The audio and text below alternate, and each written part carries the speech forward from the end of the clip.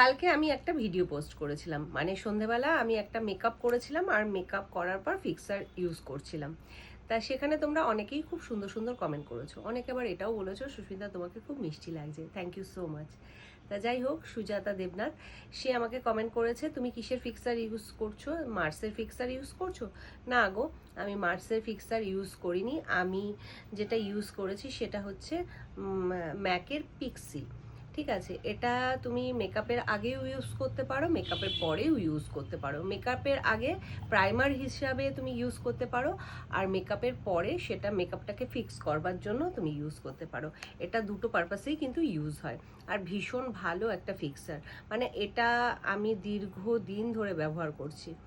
আরেক বন্ধু কমেন্ট করেছে, সুদেশনা চৌধুরী, সে বলেছে এভরিডের একটা মেকআপ, মানে অফিসের মেকআপ একটা দেখানোর জন্য মানে রিকোয়েস্ট করেছে।